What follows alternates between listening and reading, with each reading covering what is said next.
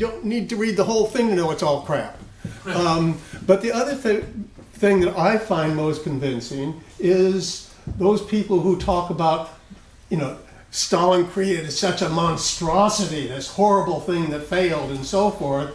And I think it's important to look empirically at the Soviet Union and see, are all these claims true or false? And if we do so, we'll find that, in fact, the Soviet Union, as an example, socialism is good for human beings. It raises the level of people. It guarantees health care, education, and all these things. And this all grew out of the Soviet Revolution and was embodied in the Soviet Union. So I don't know if you want to comment on that or not. Just let me say that as I mentioned to you, my latest book project, which I also have to keep under 300 pages, is on Stephen Kotkин's 1,140 pages on the Soviet Union in the 1930s, Stalin 1928 to 1941.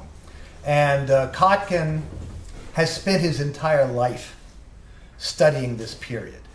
And surely, if there were any crimes of Stalin or significant failures of the Soviet system, surely Kotkin, who is, by the way, also a fellow of the Hoover Institution over here, the anti-communist propaganda agency, the largest in the world, institute, surely Kotkin would have found them. I made that statement also about Snyder because he had some anti-communist specialists to help him, but Snyder himself was not a specialist in the Soviet Union. Kotkin is a specialist in the Stalin period. If he can't find any genuine crimes of Stalin and has to fabricate and lie, as I show in my forthcoming book that he does, we can be pretty sure there weren't any. Now, of course, strictly speaking, you can't prove a negative like that, right? Someday somebody might turn something up that none of us have ever heard of, and that'll be a crime of Stalin, maybe.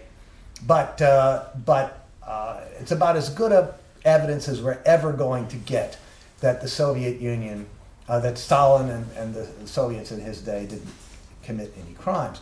So the question is, why lie if the truth is on your side? If the Soviet Union was such a big failure, why all of these falsehoods? I think they're unable to prove that the Soviet Union was a failure. And therefore, they have to, the people like Snyder and Kotkin and the Polish nationalists and others have to fabricate crimes. They have to make them up. And particularly to equate Stalin with Hitler, the Soviet Union with Nazi Germany, and communism and socialism with Nazism, right? That's the favorite equation, right? Let's equate these two things. They're all totalitarian. If you're going to do that other than just rhetorically, you know, you have to come up with some sort of evidence, some sort of fact claim that shows that they were similar. And in fact, that's not possible. In order to do that, you have to lie about the Soviet Union.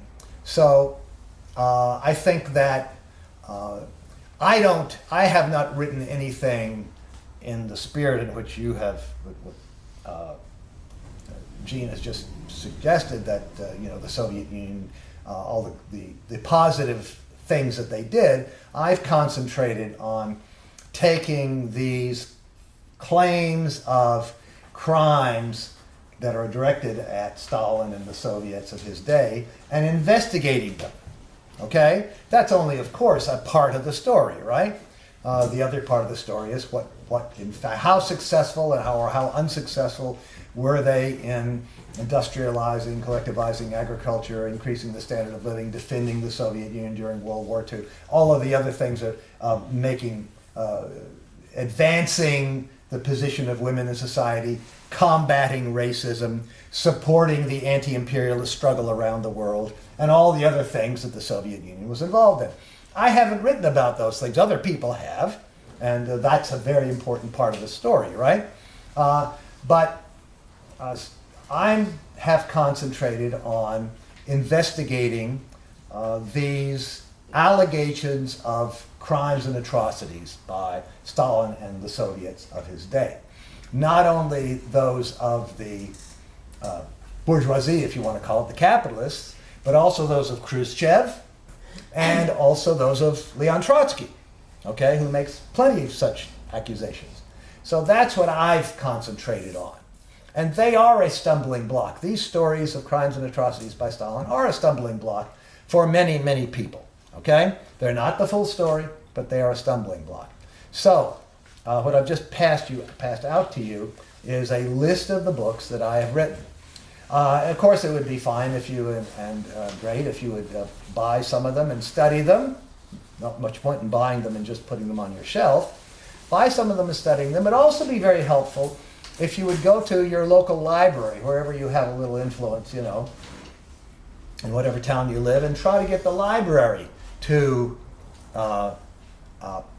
acquire these books, because they're really not accessible to students and workers and others who don't come to talks like this unless they're in libraries, okay? If they're only on the shelves of private individuals, they're not really very accessible. So my daughter, for example, who lives in New Jersey, has gone to her local libraries, the Newark Public Library, the West Orange Public Library. West Orange bought some of my books. Newark said they were out of money. They're always out of money. She donated some. Okay, that's something else you can do, right? You say, well, will you accept them and catalog them and put them in your collection if I donate to them? Sometimes libraries will do that. I don't make any money on these books. I just want you to know that. Not a cent. I'm not doing this for money. I'm sure none of us are involved in the good projects that we're involved in with any kind of hope of gain. I do this because I think it's important, and if you think it's important, and these are the kinds of things you can do. But first of all, become informed yourselves. All right? I mentioned this business about picketing the embassy or whatever Katyn monuments are around because I'm planning to aim this talk at some other groups of people who might in fact go out and do that, right? There's a famous, well-publicized monument in Jersey City, for example, which desperately needs to be picketed and exposed. And there are monuments elsewhere to the Katyn that falsely claim that the Soviets killed all these Poles. So we do need to get out there and have a public face for this kind of protest, but also to inform ourselves. That's all. Okay, Nina? Yeah. Nina, you're next. You have a question? Oh, I have a question about, I guess, Emma Goldman's journey through the USSR after, that was right after the revolution. Yeah, it was. She had, I actually liked her book a lot. It had, first of all, it's a very big country to have a social experiment in. So that it was like varied from, place to place. And she did have a lot of criticism of Stalin. Oh, yeah. And I was sort of wondering what you might think. She went there in the early 20s and then she left. Yes. She was deported actually in 1919. Right. So she was there for a couple of years and left. And of course, things were not only chaotic in the first few years, but Emma Goldman was an anarchist. And I don't know how interested you are in anarchists, but anarchists typically don't like socialists. Anarchists typically don't like communists. And Emma Goldman saw very little in the Soviet Union that conformed to her anarchist ideals. It was not there was no attempt to build an anarchist-inspired society. And so she left. And I don't want to go into a whole long thing on Emma Goldman, but eventually, of course, she was banned from the United States. Eventually, she wrote her autobiography. Doubleday and Company published it. And she says, I did some research on this. I read some stuff about this years ago. She wondered why Doubleday published it. And in fact, Doubleday said, this is such a good book, why don't you write another one? Well, of course, you wrote your memoirs. I mean, what else is there to say? But she did. And she wrote someplace or other, she said, I know that what they're interested in, they're not interested in my anarchist ideas. They're interested in my anti-Soviet stuff. That's what they're interested in. John Simon Guggenheim, who was a mining millionaire, multimillionaire, after whom the Guggenheim Museum died, and his wife inherited much of his money. She ended up building Emma Goldman a house on the French Riviera, from which Oh, right. Emma Goldman was able to go in the 1920s and 1930s around the world giving talks. She was actually permitted to do this. She eventually ended up, of course, supporting the Spanish Civil War, but the Spanish Civil War was a conflict in which the anarchist forces were fairly strong, at least, you know, for most of the time. So she supported the anarchists in the Spanish Civil War. But basically, she was used. She permitted herself to be used. This is my take on it. Right. She permitted herself to be used as a kind of anti-communist spokesperson. And of course, she set forth her own anarchist ideas, but she knew that this was not really why Sophie Guggenheim was buying her this house, and why she was allowed to go on these speaking tours, and why Doubleday and Company was publishing her memoirs in many, many copies. So she was used as, she permitted herself to be used as a kind of anti-communist spokesperson. She was not the only one. Okay, so Roger? Sorry. Yeah. Front row? No, yeah, Roger is be next. Okay. Second one. No question? How about the gentleman next to Natalia? I'm gonna pass right now. Okay, how about you? Comment, question? Gigi? Raj, I have He's a going row by row. Raj, That's what he's doing. I have a question. Yeah. Yeah. Go ahead. Looking at what you presented from an academic perspective, it looks like, I have not read the book, but it looks like you've used certain methodologies which seems to be like very scientific, looking for evidence. So I'm expecting that all the historians that you mentioned, they must have either not used your method or used some other methods. So I'm expecting them to come back with a lot of criticisms, because you are saying exactly the opposite of what they're saying. So have you encountered any of those, or what kind of criticisms have come so far to your book, or to your position? To this book, no, it's just been published. But okay, first of all, the only presses that will publish my books are very small left-wing presses. Okay, I can't publish with academic presses because they simply wouldn't accept this stuff. And I also did try a number of better-known left-wing presses when I tried to get Khrushchev Lied published, and they were, for the most part, pretty insulting. You can't publish stuff that says that Stalin wasn't a bad guy. Okay, someone here, I think Roger was showing me something from Haymarket Press. Yeah. Somebody was showing, Haymarket, of course, is a Trotskyist anarchist press. They wouldn't touch any of my stuff with a 10-foot pole. Or Verso, or Monthly Review, or Pluto, or any of these presses. They're all hardcore anti-Stalin. You can't say stuff like that. You just can't say it. So, I have these small presses. They ignore it.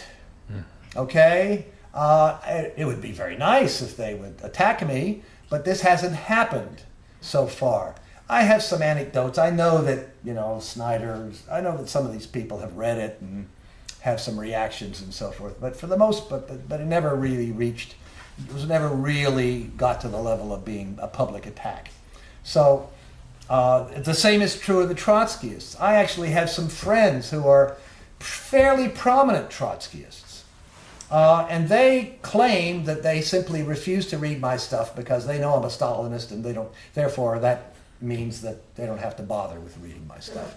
So that's what they say. I mean, that's a bit ridiculous, but so any of this research not only dismantles the anti-Stalin paradigm model of history, it also dismantles Trotskyism. And so it's just more convenient to ignore it. Okay, and that's what's happened, and I expect that to continue. I think it's their smartest move. I don't think that they are in a position to refute anything I say. I'm hoping that if I can get this material out enough, I'll get some reactions from anti-communists about Katyn, because Katyn is a big issue. But in 2013 and 14, when I published that article in Socialism and Democracy that I referred to in my talk, I paid for and sent out over 300 copies to academics in the field, mainly, all over the world. And there was never any public reaction. A couple of them replied and said, "Don't send me this crap." A couple of them replied and said, "Thank you, very interesting." But for the most part, silence, dead silence. Khrushchev Lied has been out since 2011. It came out in 2007 in Russian.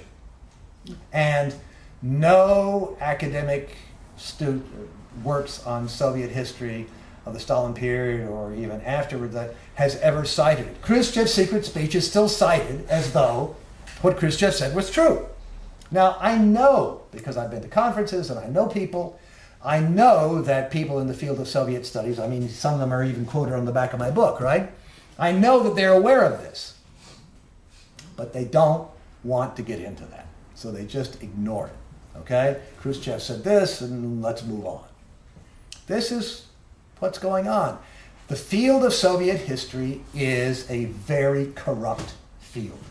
Now, there's good work done as long as it's done on a very narrow topic,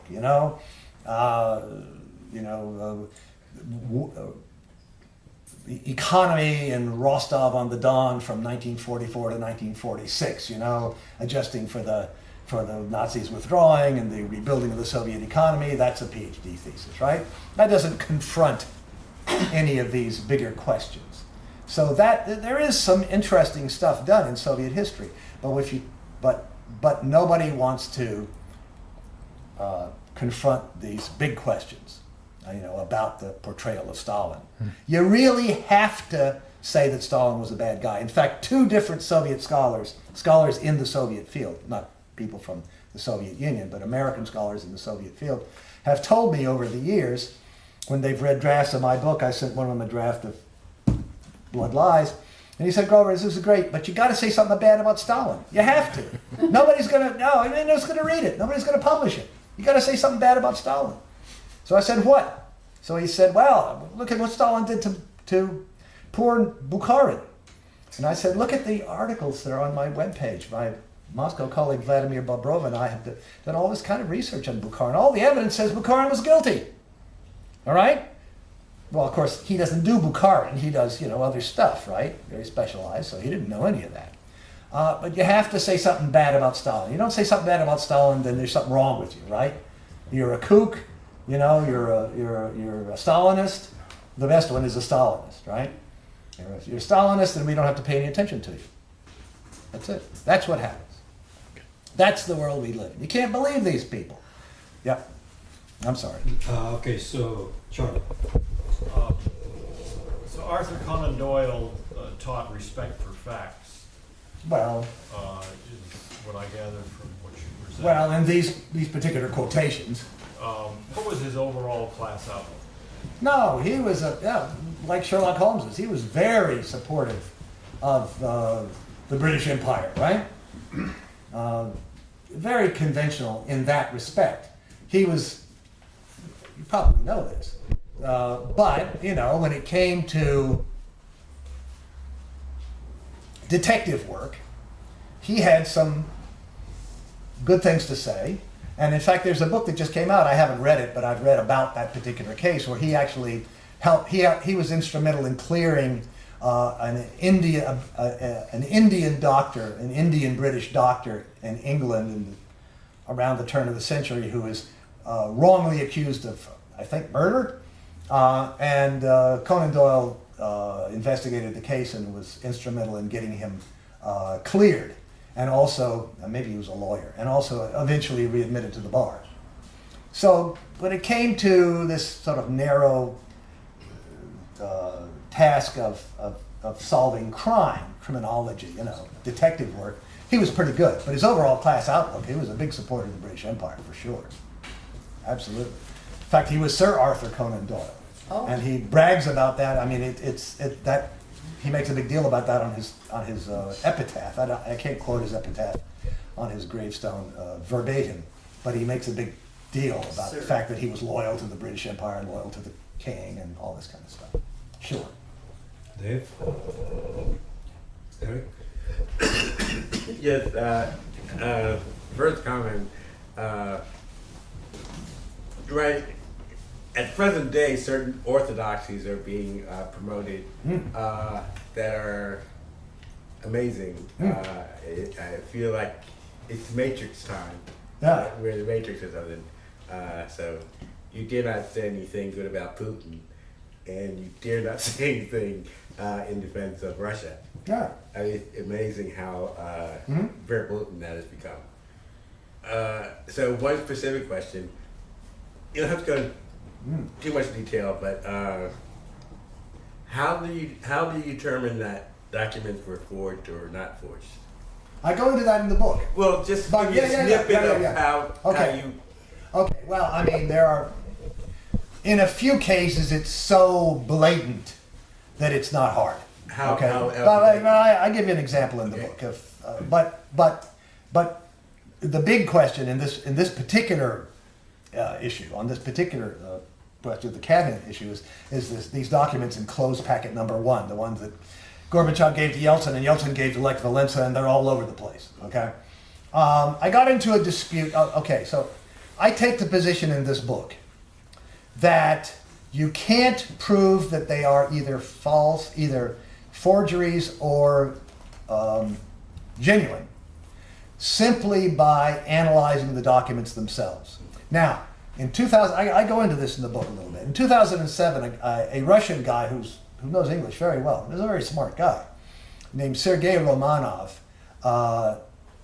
attacked me in emails, and then he posted it on his website, and I have that information here. He said, your arguments that these documents are forgeries are bad arguments. And I think he was right. And I said that. I said, you're right. I cannot prove that these documents are forgeries. I also mentioned in the book here that he himself was mistaken. He thought that if you can't prove the documents are forgeries, then you must concede that they're genuine. But that's not true either. Okay? I didn't think this out at the time. But I say that in a book here. I said, it's also not the case that you can't prove that they were forgeries, but you also can't prove that they were genuine. Okay? So therefore, you can't use those documents to help to solve this problem. You have to find some other evidence that can't possibly have been forged. So, and there's other examples. For example, the Germans in the German report interviewed some local peasants from the Katyn area, and they said, yes, we know the Soviets shot all these people, But then when the Soviets came in, they interviewed some or all of those same people again, and they said, well, the Germans forced us. Well, so what are you going to do? If you take the position that they told the truth to the Germans, you've then ipso facto decided that the Soviets did it. If you take the position that they told the truth to the Soviets, then you've ipso facto taken the position that the Germans did it. So you can't use that kind of evidence, okay? Because that could have been faked, and how the hell do we know? That's what I meant by, and I go into this in the book in excruciating detail, I guess. That's what I meant by finding unimpeachable evidence. And the example that I gave, one of the examples I gave in my talk here, was that the Germans found only German empty cartridge shells in the graves at Katyn, along with all these bodies. They would never have planted that. I mean, why would the Germans have planted German shells if they had had access to Soviet shells? They would have planted them, right? They wouldn't have planted German shells, because then that meant they had to somehow or other figure out a version where, yeah, the Soviets shot all these people, but they used German guns, which is what they did, right? So presumably they felt, for whatever reason, that they had to go with the German shells, okay? Well, they couldn't have, you understand what I'm saying? They would never have planted German shells in order to try to inculpate the Soviets. So the evidence, I have 4 chapters here where I go through the what I have identified as the unimpeachable evidence. Evidence that cannot possibly have, well, I don't say possibly. I suppose anything is possible. But basically, we can assume that were not forged. So that's kind of the interesting, I mean, that kind of is the interesting detective part of the book. I told you that in the first 100 pages I solved the mystery. The rest of the book is more of a critique of the versions that claim the Soviets did it. And that's important too. Because if you say, well, we've decided the Soviets didn't do it, therefore the Germans must have done it, people are going to say, but listen, there's this book from Yale University Press, and there's this book from Rutledge, and there's all these experts. You know, what makes them wrong? Where did they go wrong? You have to not only solve the mystery, you also have to point out where these other experts, you know, who've won prizes and are published by major presses and are praised all over the damn place, where did they go wrong? Where are the flaws in their argument? So I do that, okay? But in terms of simply solving the mystery, it's all solved in the first 100 pages because I were able to isolate a number of pieces of evidence that cannot have been forged, and all of them point to German guilt. All of them point away from the Soviets. You know, when I say German guilt, there are only two parties that could have done this.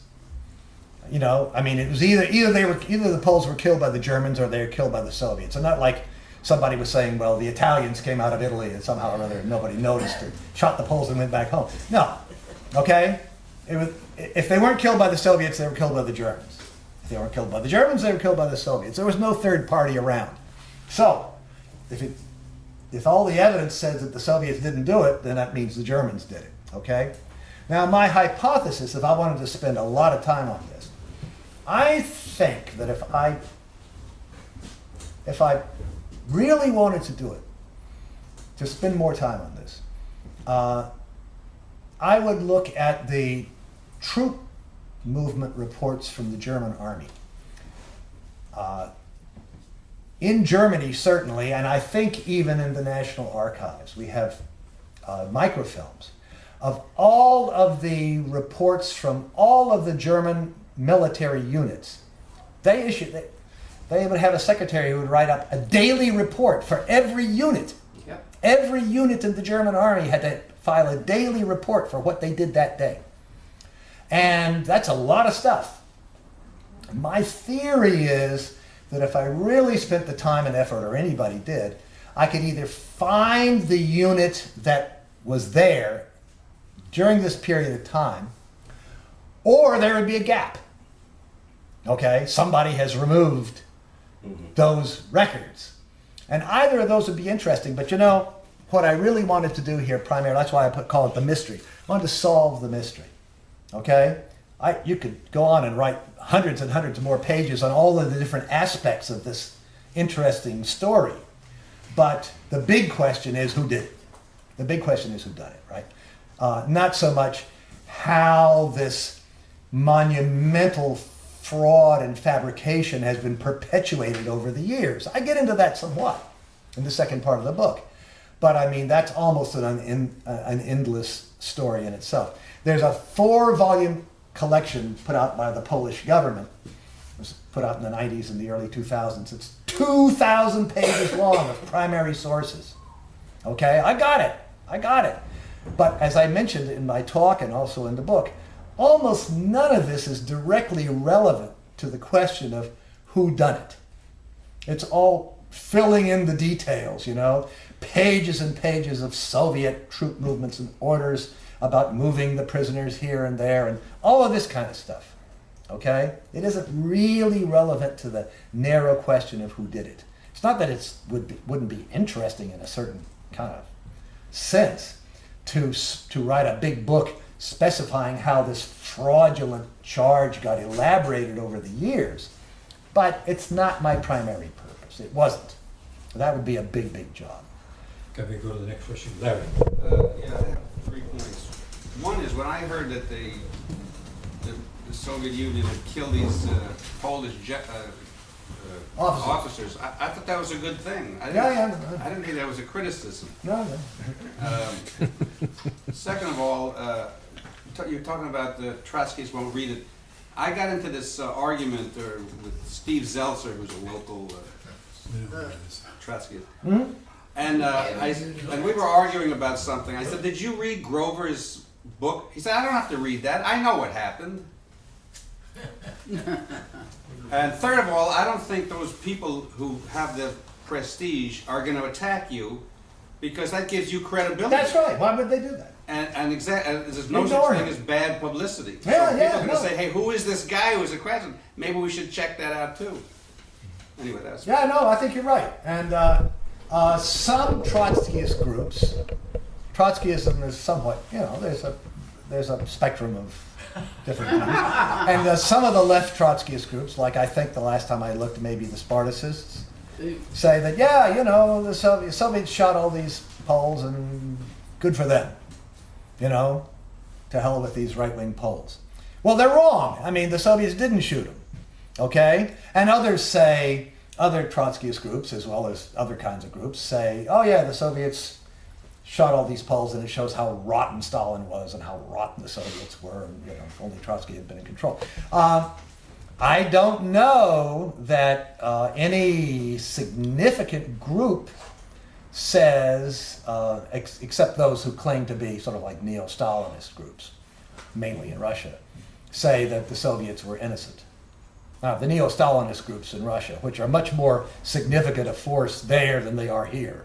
I mean, they're not a huge force. Well, the Communist Party of the Russian Federation, I'm not bragging on them, but they're a fairly major political force, and they're strongly Stalinist, as they describe themselves. So they certainly take the position that the Soviets didn't kill. But you forget about them.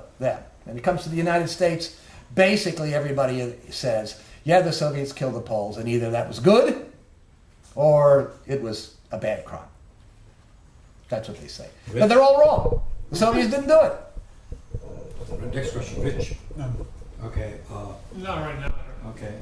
How about you, sir? Your question? Al? Sherry Rose. Right, sorry. I have two questions. Yeah. My first one is, do you know anything that's been done by Chinese scholars? Because I know that the Chinese are very interested in Soviet history for obvious reasons. So I think that would be interesting. And my second question has to do with the fact that Gorbachev is still alive. Yes, he is. And in fact, he meets with American tourists, among others. He meets with people. You can get a meeting with him. Okay? If you don't share it. And Do it. he has expressed, he doesn't speak in English at these meetings, but he's expressed some, I don't know, what would you say, remorse? Self-criticism about what happened. Sure. And so I would be interested to know if he would be confronted with what you say. What would he say in response to that? Oh, that would be interesting. I don't know. Gorbachev, let me go back to the Chinese first, okay? Okay, sure. So I just want to tell you, the Chinese rely on me at this point. The Chinese translated Khrushchev lied into Chinese, the Chinese Academy of the Marxist, the Institute for International Marxism, the Chinese Academy of Social Sciences translated Khrushchev lied. They've translated this book, and they translated it 3 years ago, and they're still waiting for party approval to get it published. I just found that out a couple of weeks ago, all right? The guy who works for them, a very nice professor, Professor Ma Wei-shin, who translated Khrushchev Lied, is anxious to get my book on Katyn. I'm supposed to send it to him. Now, he doesn't read English. I don't know how that's going to go. He and I converse in Russian. I mean, I don't know Chinese all that well, but he's a Russian expert, so he translated Khrushchev Lied from the Russian version. And then he wants to translate it. He wants to get this book into Chinese, but I don't know how he's going to do that because it's not written in Russian. But as far as I can tell, now there's also a guy who like precedes me. He's about my age, who published like a 30-volume series of documents translated from Russian into Chinese from the Stalin period back in the 90s. And it's all online, you can get it, and I've skimmed through it. But this was the This was back at the time when they were trying to cherry pick documents that made it look like Stalin was really guilty. So he doesn't really know. I mean, I've met him and talked to him. He doesn't really know the score, so to speak. And let me just say, it's not like I'm so smart and they're so dumb. No, they're smart people. But in China, it is and in most places, it is very, very hard to get a hold of this material, these Russian materials that are publishing documents from the Soviet archives.